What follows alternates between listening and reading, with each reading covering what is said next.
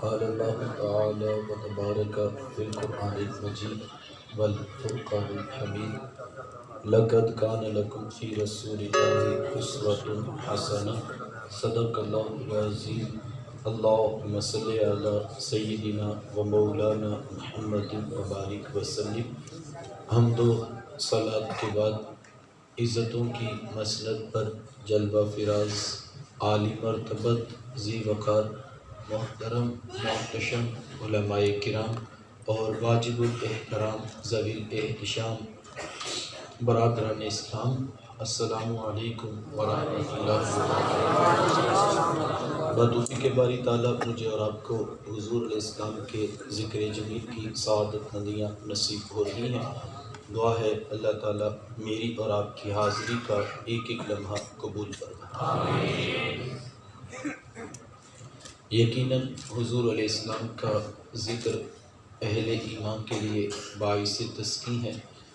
جب کسی کے لبوں سے وہ اپنے آقا و مولا کا نام نامی اسم گرامی سنتے ہیں تو ان کے دلوں میں ایمان کی حرارت بڑھتی چلی جاتی ہے، اور ایسا ہو بھی کیوں نہ کہ حضور کا نام ہے بھی اتنا ہی میٹھا۔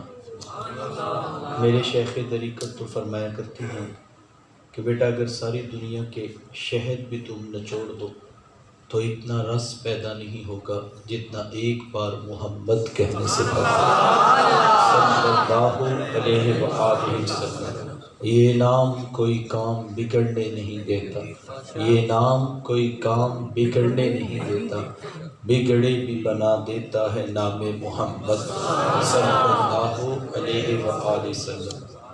تو یہ میری اور آپ کی خوش بختی ہے، یہ میری اور آپ کی فیروز بختی ہے کہ اللہ نے مجھے اور آپ کو اپنے محبوب کا مبارک نام عطا کر دیا۔ یقین جانیے اہل علم نے لکھا ہے کہ 12 نبی ایسے ہوئے ہیں کہ جن کے سروں پر نبوت کے تاج سجے تھے، لیکن وہ ہاتھ اٹھا کر دعا کیا کرتے ہیں کہ اے اللہ ہمیں اس پیارے نبی کی امت سے ہی کر دے۔ ہم نے کوئی دعا مانگی، کوئی منت مانی، کوئی تمنا کی، کوئی آرزو کی، کوئی دیگ بانٹی، ہم تو بس پیدا ہوئے ہی تھے کہ والد صاحب مسجد سے قاری صاحب کو بلا لائے، اور بات بھی محبت کی تھی۔ انہوں نے دونوں ہاتھوں سے اٹھا کر کان قریب کر کے کہا مبارک ہو تو بھی اسی آقا کا غلام بن کے آیا۔ یہ کنکیوں نہ کہوں شاہوں سے ملا ہے نہ توانگر سے ملا ہے، اللہ کا عرفان اسی در سے ملا ہے۔ اوروں کو ملا ہے تو مقدر سے ملا ہے، مجھے تو مقدر بھی تیرے در سے ملا ہے۔ یہ میرا اور آپ کا فخر ہے، یہ میرا اور آپ کا اعزاز ہے۔ ایک دن کا میلاد کیا ہے، ساری زندگی سر سجدے میں رکھ کر تشکر کے کلمے پڑے جائیں تو پھر بھی حق شکر ادا نہیں ہو سکتا۔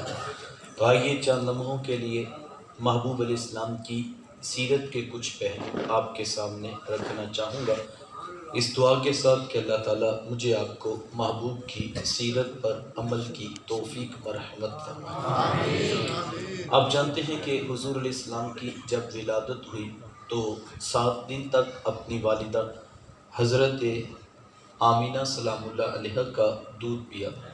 8ویں دن یہ اعزاز دشمن اسلام ابو لہب کی کنیز ثویبہ کو حاصل ہوا، اس نے حضور علیہ السلام کو دودھ بھی پلایا اور دیکھ بھال بھی کی۔ یہ چند دن کا دودھ تھا، یہ چند دن کی ہی دیکھ بھال تھی، لیکن میرے آقا نے ثویبہ کے اس احسان کو بھی پوری زندگی یاد رکھا۔ مکے میں تھے تو میری ماں کہہ کے پکارا کرتے، مدنی دور آیا تو یہاں مدینے سے ان کے لیے کپڑے بھی بھجوایا کرتے اور رقم کا بھی بندوبست کیا کرتے۔ یہ ہے شریعت، یہ ہے سیرت جو میرے حضور لے کر آئے۔ میرے حضور تشریف فرما تھے، دور سے ایک بوڑھی خاتون کو اپنی طرف آتے دیکھا۔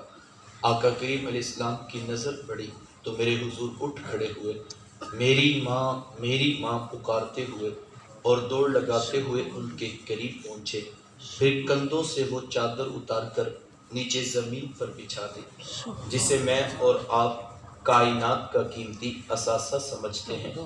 اپنی والدہ کو اس چادر کے اوپر بٹھایا، کان لگا کر گھنٹوں ان کی باتیں سنی، اور جب وہ بوڑھی خاتون خود اٹھ کر واپس جانے لگی تو کسی نے راوی سے پوچھ لیا، یہ آنے والی خوش قسمت خاتون کون تھی کہ محبوب علیہ السلام نے کندھوں کی چادر ان کے قدموں کے نیچے بچھا دی؟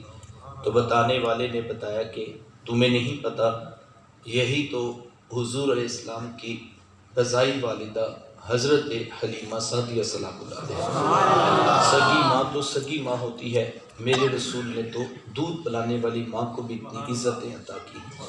ماں باپ کیا ہوتے ہیں یہ زمانے کو میرے محبوب علیہ السلام نے آ کر بتلایا۔ آقا کریم علیہ السلام ایک دن صحابہ کو نماز پڑھانے آئے، تا حد نگاہ صحابہ نے اٹھ کر حضور کا استقبال کیا، محبتوں بھرا یہ ہجوم دیکھا تو چھم چھم آنکھوں سے آنسو برسنے لگے۔ ایک ٹھنڈی آہ بری اور کیا فرمایا، لو ادرکت والدی او احدہما، کاش آج میرے ماں باپ زندہ ہوتے یا ان میں سے کوئی ایک ہی زندہ ہوتا، پھر میں لوگوں کو نماز عشاء پڑھا رہا ہوتا، اس میں سورہ فاتحہ کی تلاوت کر رہا ہوتا، پھر میری ماں کو میرے ساتھ کوئی کام یاد آ جاتا، وہ دروازے پہ آتی، چلمن سرکاتی، اپنے میٹھے اور پیار بھرے لہجے میں فرماتی، ابنی محمد، میرے بیٹے محمد میری بات تو سنو۔ کہا لوگوں میں نماز کا مصلی چھوڑ کر پہلے ماں کی بات کو سن لیتا۔ زمانے کو عملاً بتایا ماں کا وجود کتنا معتبر ہوتا ہے۔ بیٹیاں کیا ہوتی ہیں یہ زمانے کو میرے حضور علیہ السلام نے آ کر بتلایا۔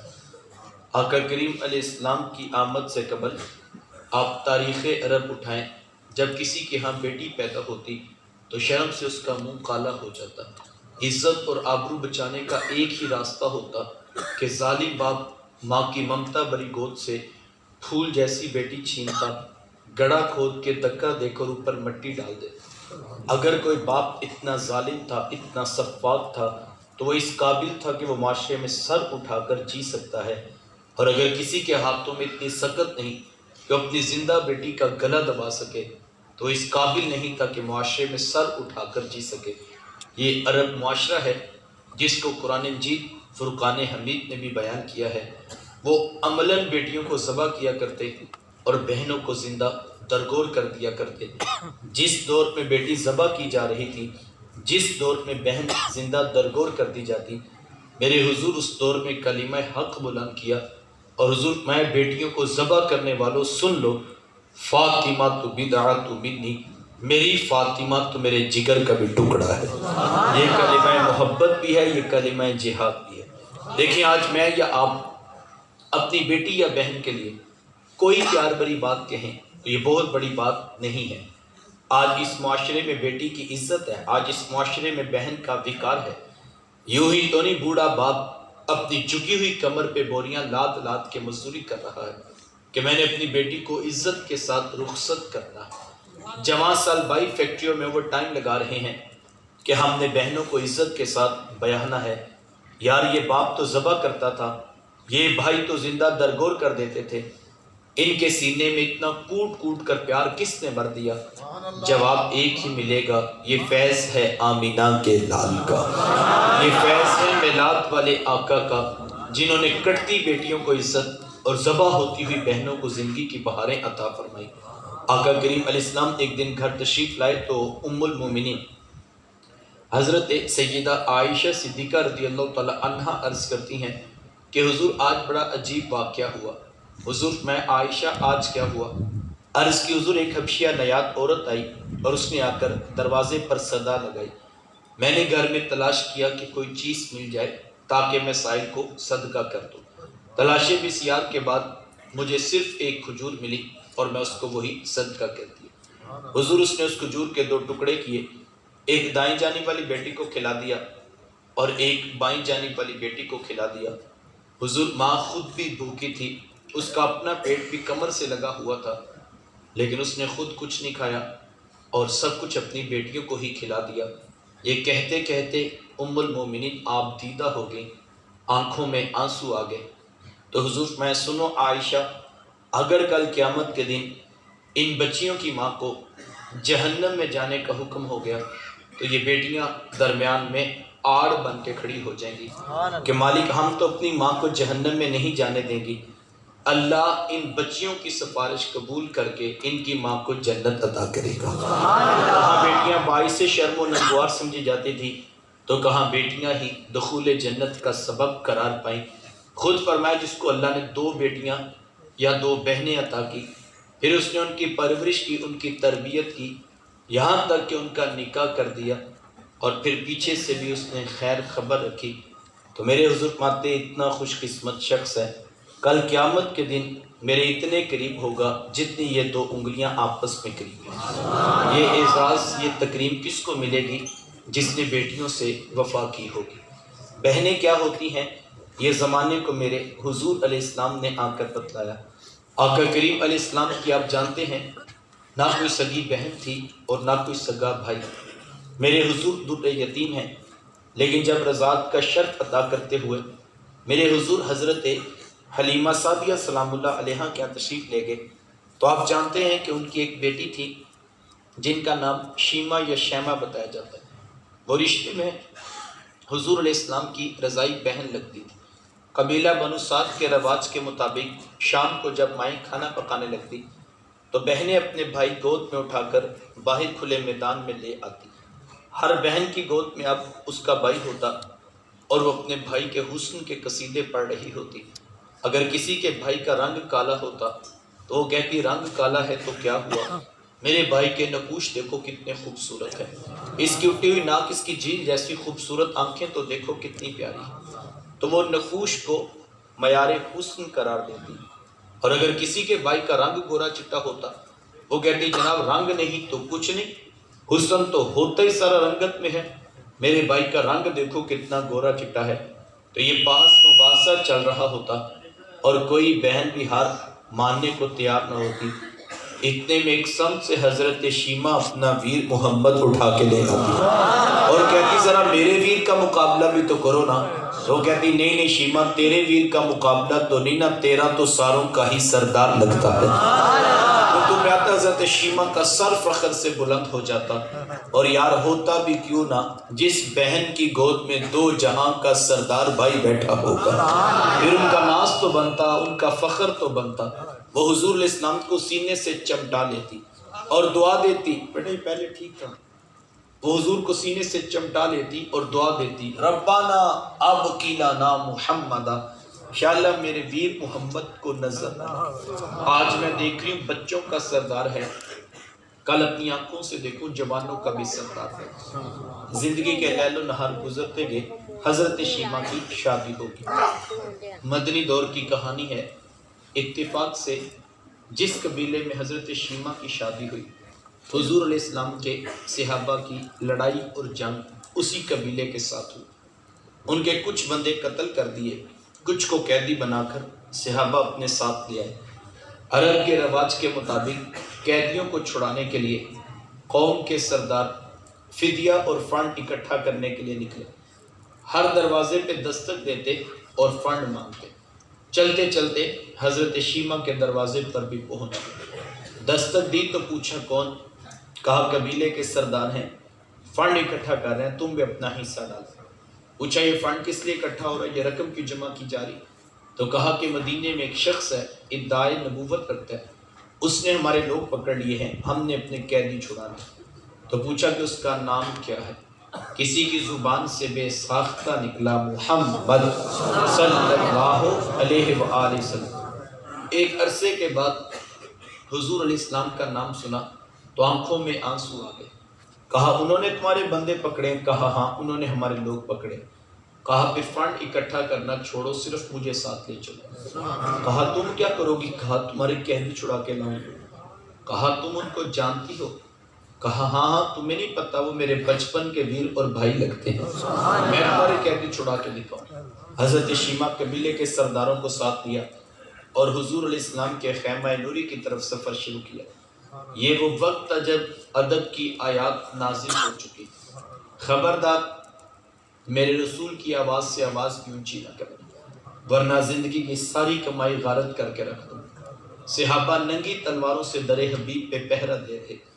حضرت شیمہ اس خیال سے کہ میں اپنے بھائی کو ملنے جا رہی ہوں، جب آگے بڑھنا چاہا تو پہرے داروں نے تلواریں سونپ دی۔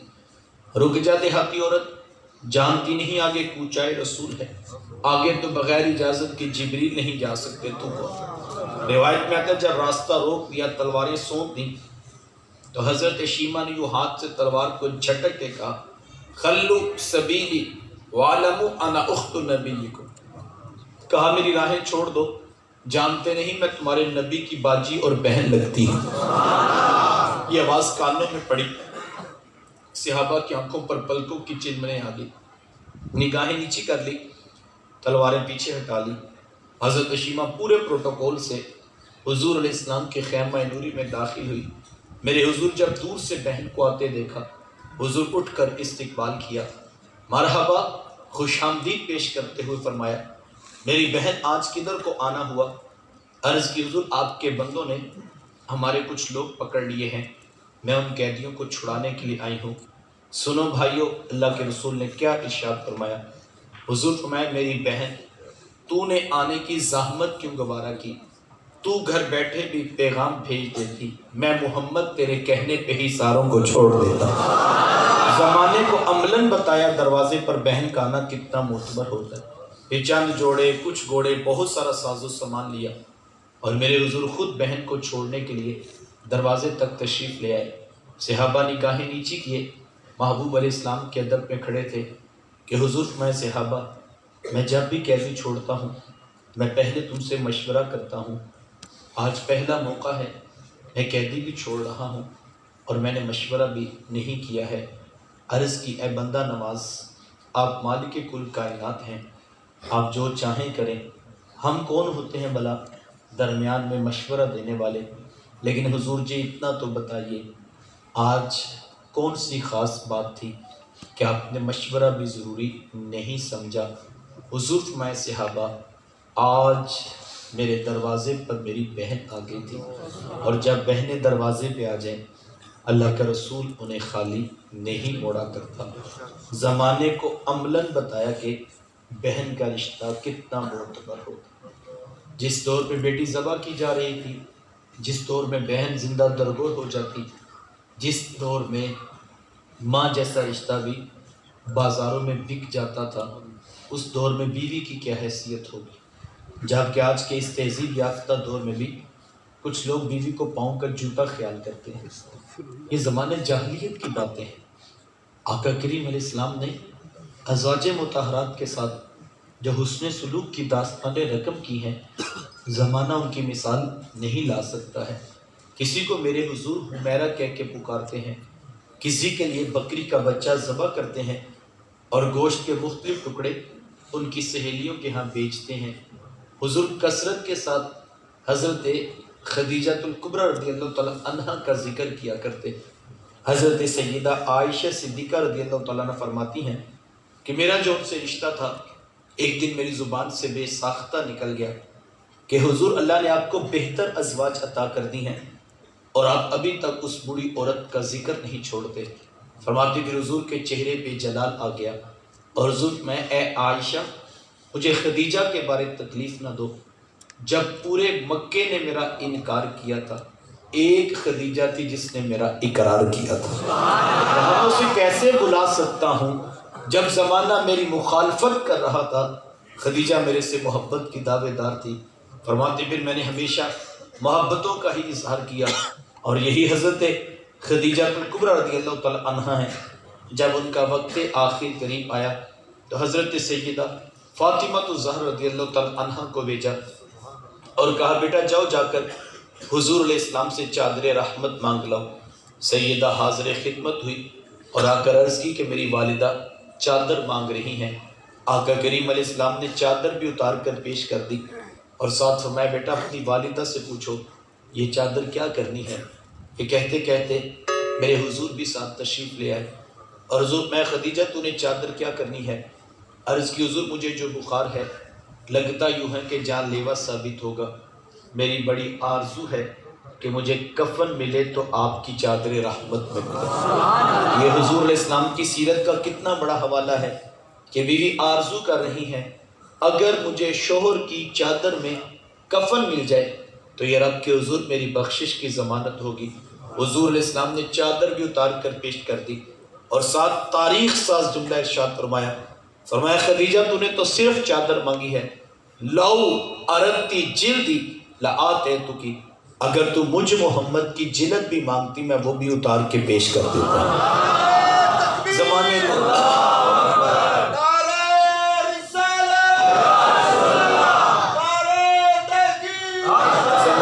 رشتوں کا تقدس میرے محبوب علیہ السلام کی دہلیز سے ملا ہے۔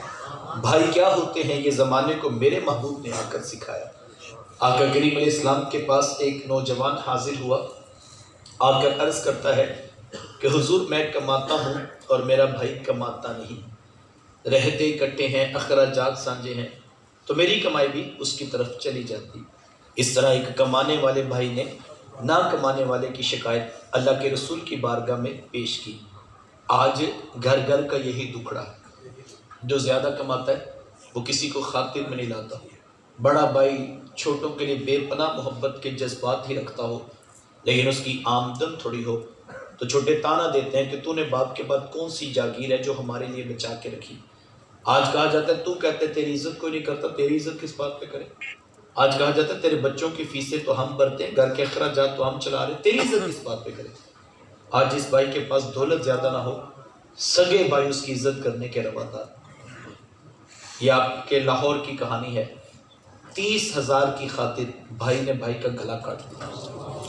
کیا حیثیت ہے یار 30,000 روپے کی، لیکن جب دین پاس نہ ہو، خون سفید ہو جائے تو پھر رشتوں سے زیادہ نوٹ عزیز ہو جاتے ہیں۔ میرے رسول کی تعلیمات کیا ہیں؟ ساحل کہتا ہے میں کماتا ہوں وہ کماتا ہی نہیں ہے، رہتے اکٹھے ہیں۔ تو حضور نے کتنی بڑی بات ارشاد فرمائی۔ حضور فرمایا ہو سکتا ہے اللہ تجھے رزق تیرے اس بھائی کی وجہ سے دے رہا ہو جو کماتا نہیں ہے۔ کتنی بڑی بات، یہ تو کرم ہو گیا صاحب کہ تیرا ہاتھ دینے والا بنا دیا، لینے والا نہیں بنا۔ اگر تیرے لینے والے ہاتھ بنا دیتے تو کیا کر سکتا تھا؟ آج تو 500 روپے کا نوٹ یوں بھائی کے منہ پہ مارتا اور کہتا جا کے کام کر، اسی ساری زندگی تیرے خرچے چکنے۔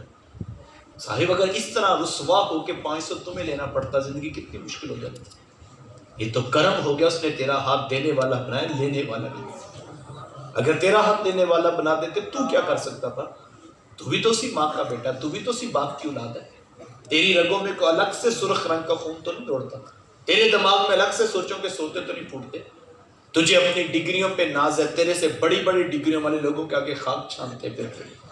تو کہتا ہے میں نے محنت بڑی کی تھی۔ صاحب اگر صرف محنت کے بل بوتے پہ ملتا تو تیرے سے زیادہ محنت کرنے والے 30 سال ہو گئے تیرے خاندان میں ابھی تک وہیں پہ کھڑے ہیں۔ تیرا ستارہ اوج سریا کی بلندیوں کو چھونے لگا، تجھے اونچا اس لیے تو نہیں کیا تھا کہ تو M P A M N A وزیروں امیروں کے ہاں دعوتیں اڑاتا پھرے، تجھے تو اونچا اس لیے کیا تھا کہ تو پلٹ کے پھر نیچے دیکھتا اور جو بہن بھائی نیچے رہ گئے تھے اب ان کو کھڑا کرنے کا سوچتا۔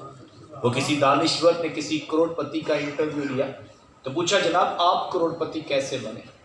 آج ہر شخص چاہتا ہے میں بھی راتوں رات امیر ہو جو میں بھی کروڑ پتی بنے۔ تو پوچھا جناب آپ کروڑ پتی کیسے بنے؟ تو اس نے مسکرا کے کہا میں نے اپنے نیچے والوں کو لاکھ پتی بنا دیا، قدرت نے مجھے کروڑ پتی بنا دیا۔ جو نیچے والوں کے بارے میں سوچتا ہے، جو اپنے کمزور بھائی کے بارے میں رات کو سوچ رہا ہوتا ہے کہ یار بھتیجا جوان ہو گیا ہے، بیٹیاں بھی ہیں بھائی کی، چلو میں کوشش کرتا ہوں کہیں نوکری لگ جائے، بھائی کا بوجھ ہلکا ہو جائے۔ یہ کسی کے بچوں کے بارے میں رات سونے سے پہلے سوچ رہا ہوتا ہے، ابھی کیا کچھ نہیں، صرف ان کے بارے میں سوچ رہا ہوتا ہے کہ میں ان کے لیے کچھ کرتا ہوں۔ صبح جب اٹھتا ہے اللہ کی رحمت کے فرشتے اسی کے بیڑے میں اتر رہے ہوتے ہیں۔ اپنوں کے لیے سوچو، اپنوں کے لیے سوچو، اچھا سوچو۔ کرنا کسی نے کسی کے لیے کیا ہوگا یار، کرتا تو سب کچھ اللہ ہے۔ بندہ بندے کے لیے کیا کر سکتا ہے؟ بندہ تو صرف سوچتا ہے، خیال کرتا ہے، کوشش کرتا ہے۔ میرے حضور فرماتے ہیں جب ایک بندہ مومن اپنے مومن بھائی کی مدد کے لیے اٹھ کھڑا ہوتا ہے، اللہ کی رحمت کے فرشتے اس کے اپنے مددگار بن جاتے ہیں۔ پیار بانٹیے، یہ وہ تعلیمات ہیں جو لے کر میرے حضور اس کائنات میں جلوہ فراز۔ ہم نے وقت سمٹ گیا، ہم نے حضور علیہ السلام کی آمد کی خوشی میں کنک میں روشن کیے، ہم نے چراغاں کیا، ہم نے راہوں میں پھول کلیاں پتیاں بچھائیں، ہم مٹھائیاں بانٹ رہے ہیں، ہم دیگیں پکا کے کھلا رہے ہیں۔ یہ سب کام محبتوں کے ہیں، میں ان کی نفی نہیں کرتا۔ وہ تو نادان ہے بیچارہ جو اس عنوان پہ بھی الجھ پڑا، اور نہ جانے کون کون سا فتویٰ ہے جو امت پر لگا دیا گیا۔ میں تو صرف اس موضوع پر ایک جملہ کہتا ہوں کہ یار مجھے یہ بتاؤ، اگر حضور علیہ السلام کی آمد کی خوشی بھی نہیں منانی تو یار کائنات میں پھر خوشی بچتی کون سی ہے؟ خوشی ہوتی کیا ہے؟ خوشی کا تصور کیا ہے؟ خوشی کے ساتھ انسان کا تعلق کیا ہے؟ اگر ان کی ذات درمیان سے نکال دی جائے تو پلے کیا ہے انسان کے؟ آج چیخ چیخ کے پوچھتا ہے لکھا کہاں ہے؟ صاحب لکھے ہوئے کی کمی نہیں، قرآن کا لفظ لفظ، قرآن کا حرف حرف محبوب کی حمد بیان کر رہا ہے، محبوب کی تعریف کر رہا ہے، لکھے ہوئے کی کمی نہیں۔ لیکن ایک لمحے کے لیے تصور تو کیجئے، جب تک وہ تشریف فرما نہیں ہوئے تو انسان کی حیثیت کیا ہے؟ کبھی چاند، کبھی سورج، کبھی ستاروں کی پرستش کرنے والا پوچھتا ہے لکھا کہاں ہے؟ ذرا غور تو کیجئے، وہ جو اپنے ہاتھوں سے پیدا ہونے والی بیٹی کو گڑھا کھود کے دفن کر دیتا تھا وہ پوچھے کہ لکھا کہاں ہے؟ کیا بات ہے جناب! وہ جو کبھی اپنے ہاتھوں سے بت بناتا، نشانی رکھ کے اس کو معبود مان لیتا، وہ پوچھے کہ لکھا کہاں؟ صاحب آج پوری کائنات عالم میں سب سے افضل، سب سے عرفہ اگر محبوب کی امت میں ہو تو یہ کمال تیرا میرا نہیں، یہ محبوب کا ہی کمال ہے۔ ایک دن کا میلاد کیا ہے؟ ساری زندگی سر سجدے میں رکھ کے تشکر کے کلمے پڑھیں تو حق کے شکر ادا نہیں ہو سکتا ہے۔ تو یہ کمکم ہے، یہ روشنی ہے، یہ محبتوں کے انداز۔ اور میں یہ کہتا ہوں یار مجھے دل پہ ہاتھ رکھ کے بتائیں، ہم کمزور لوگ کیا کریں گے؟ یہ کاغذ کی جھنڈیاں بھی بلا کوئی ان کا استقبال ہے؟ تشریف آوری کن کی ہے؟ جلوہ فراز کون ہو رہے ہیں؟ آمد کن کی ہے جناب؟ تشریف وہ لا رہے ہیں جن کے پیچھے 1.25 لاکھ کے قریب نبی ہاتھ باندھ کے کھڑے ہو جاتے ہیں۔ تشریف آوری ان کی ہے جو سیر کرنے کے لیے نکلیں تو کم از کم رب کا عرش دیکھ کے واپس تشریف لاتے ہیں۔ جناب آ وہ رہے ہیں جن کے ہاتھ کا اشارہ ہو سورج پلٹ کے اثر کے وقت آ جاتا ہے۔ آمد کن کی ہے؟ انگلی کا اشارہ ہو چاند ٹکڑے ہو کے قدموں میں سلامی دیتا ہے۔ آ کون رہے ہیں؟ وہ آ رہے ہیں جڑے سڑیاں کھجوراں اگا جانتا ہے، پتھراں دی کلمے پڑھا جانتا ہے، قطرے کو سمندر ذرے کو ستارہ کرتے ہیں، کونین کو خم آ جاتا ہے جب زلف سنوارا کرتے ہیں۔ یار اتنی عظمتوں والے رسول آ رہے ہیں، کبھی 2 رکعتیں ہوئی تھی 2 رکعتیں رہتی تھی، دل اقدس میں خیال آیا کتنا اچھا ہو کہ آج کعبہ قبلہ ہی بدل دیا جائے۔ بس یہ خیال آیا، محبوب بیت المقدس کی طرف رخ کر کے نماز پڑھتے تھے، دل میں خیال آیا کتنا اچھا ہو کہ اگر آج قبلہ ہی بدل دیا جائے، بیت المقدس کی بجائے کعبہ اللہ کو قبلہ مسلم بنا دیا جائے۔ ادھر دل میں خیال آیا، ادھر جبریل امین حاضر خدمت۔ محبوب اگر قبلہ بدلنے کا پروگرام بن ہی گیا ہے تو پھر رخ پھیر دیجئے، مالک تیری نماز تو پوری ہو جائے۔ کہا نہیں محبوب ہماری نماز بعد میں پوری ہوگی، پہلے دل کی مرضی پوری ہوگی۔ فَلَنُوَلِّيَنَّكَ قِبْلَةً تَرْضَاهَا، اہل علم بیٹھے ہیں، قبلتاً نکرہ ہے، نکرہ عموم کو چاہتا ہے۔ دل میں خیال کیا تھا؟ کعبہ اللہ کو قبلہ مسلم بنا دیا، یہی خیال تھا۔ آیت یہ نازل کر دی جاتی محبوب بیت اللہ سے، بیت المقدس سے رخ پھیریے اور کعبہ اللہ کی طرف رخ کر لیجئے، آیت یہ نازل ہو جاتی۔ دل میں خیال بھی یہی تھا، آرزو بھی یہی تھی، تمنا بھی یہی تھی، آیت بھی اس طرح نازل ہو جاتی۔ آرزو صرف ایک سمت کی تھی، جدھر کعبہ اللہ ہے اس کو قبلہ بنایا جائے، لیکن رب نے آیت ایک سمت کی اتاری، قبلتاً نکرہ ہے، نکرہ عموم کو چاہتا ہے۔ مطلب کیا؟ محبوب صرف کعبہ نہیں، جدھر تیرا جی کرتا ہے تو رخ پھیر ہم قبلہ بنا دیں گے۔ صرف کعبہ نہیں، چاروں سمتوں میں محبوب جدھر تو رخ کرے گا وہی قبلہ بنا دیں گے۔ اللہ اکبر! کیا خیال ہے؟ تشریف وہ لا رہے ہیں جن کی چاہت پہ قبلے بدل جاتے ہیں۔ ہماری مرضی سے تو جناب وقت نماز کا نہیں بدلنا چاہتا، یہاں تو قبلے اس محبوب کی چاہت پہ بدل دیے جاتے ہیں۔ اتنی بلند ہستی تشریف لا رہی ہیں، تو یہ بتاؤ اتنی بڑی ہستی، اتنی بڑی ذات تشریف آوری ان کی ہو تو کاغذ کی جھنڈیاں بھی بلا کوئی استقبال ہے؟ یہ مصنوعی قسم کی لائٹنگ اور یہ چراغاں، یہ پھول، یہ بھی کوئی استقبال ہے؟ اور میں کہتا ہوں صاحب ہم تو کمزور لوگ ہیں، ہم کر کچھ نہیں سکتے، ہم تو کاغذ کی جھنڈیاں لگاتے ہیں، ان پہ بھی مسئلہ بنا پڑا ہے۔ میں کہتا ہوں میاں ہمارا تو بس نہیں چلتا، یہاں تو کاغذ کی جھنڈیوں پر مسئلہ بنا پڑا ہے، میاں ہمارا تو بس نہیں چلتا ورنہ دل کاٹ کے محبوب کی راہوں میں ڈال۔ یہ کاغذ کی جھنڈیاں کیا ہوتی ہیں، ہم تو بدن کی بوٹی بوٹی اس کی راہوں میں محبوب کی ڈال دیں تو پھر بھی حق شکر ادا نہیں ہو سکتا ہے۔ یوں ہی تو نہیں میرے امام نے کہا تھا کروں تیرے نام پہ جاں فدا، نہ بس ایک جان دو جہاں فدا، دو جہاں سے بھی نہیں جی برا کروں کیا کروڑوں جہاں نہیں۔ تو یہ تو محبتوں کا رنگ ہے، یہ تو محبتوں کا رنگ ہے۔ تو یہ گمگمے، یہ روشنیاں، یہ چراغاں، یہ پھول، یہ کلیاں، یہ محبتوں کے عنوان ہیں، ان میں الجھنے کی ضرورت نہیں۔ لیکن میں اس کے باوجود یہ کہتا ہوں یہ سب کچھ بیٹا باعث سے برکت ہے، لیکن یاد رکھنا یہ آغاز سفر ہے، یہ منزل نہیں ہے۔ منزل میرے حضور کی ذات ہے، منزل میرے محبوب کا پیغام ہے، منزل ان کا اسوہ نور ہے۔ بڑا نادان ہوگا وہ بیچارہ جو جھنڈیوں میں ہی الجھ کے رہ گیا، اور وہ بھی کوئی دانا نہیں ہوگا جو ساری رات